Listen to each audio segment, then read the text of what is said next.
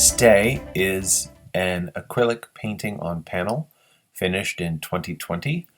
It's a painting of a roiling dark sea of alphabet letters.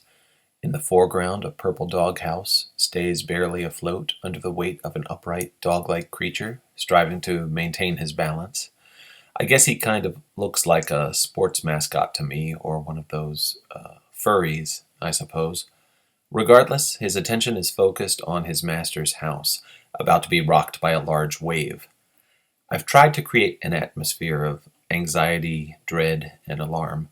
We're not sure how long this home will stay afloat, but if the family car is any indication, whoever is in the upstairs room with the light on has something to worry about.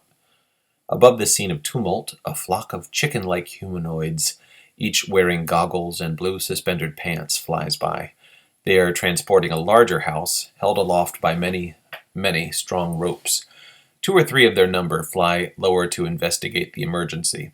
Whether this passing migration turns into a rescue or a raiding party, or simply flies to leave the dog and its master to their fates, remains to be seen. I've used this imagery of oceans of alphabet letters in several previous works, even with the chicken-like characters. More often than not, it represents to me the breakdown of communication, of misunderstandings that cause great chaos and tumult. A few years ago, I wrote a children's graphic novel called Dover, A Forgiveness Fable, about a girl named Dover and her family as they struggle with the foreclosure of their home. In this story, Dover's parents fail to read the fine print in a predatory mortgage and lose their home. In a dream, Dover must navigate this ocean of fine print, this ocean of trouble, to rescue her lost bunny. So, more often than not, when I'm painting this ocean, it's almost like an adversarial character. This painting was begun 2 years ago, but only finished a couple weeks ago. Until very recently, the dark sky above had no migrating chickens flying by, no floating houses held by ropes. For the longest time, this painting was very bleak and heavy-handed, and I did not know quite how to wrap it up to my satisfaction. It remained in suspended animation for nearly a year, while I pondered. The solution came to me when I recalled a novel with a very depressing beginning called The Goldfinch, which many of my friends started but few finished.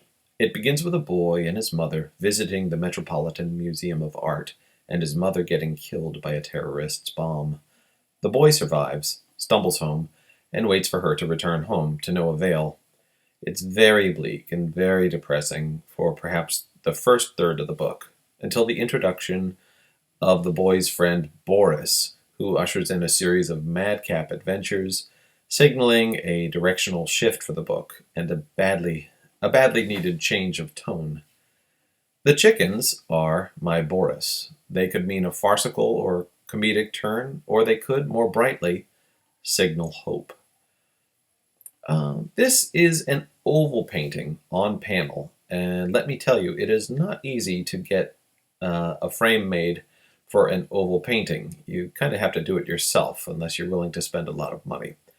So I decided to make my own from wood. It's utterly flawed, imperfect, roughly cut, with only a half-hearted effort at symmetry. But at least the work is hangable now.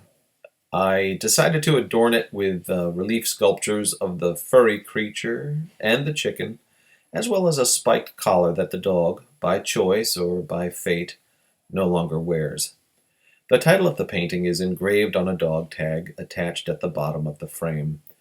It's roughly cut, a little cheesy, a little tacky, a little silly even, and it's utterly, irrevocably finished.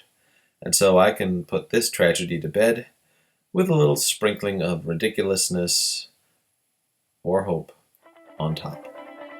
Thank you.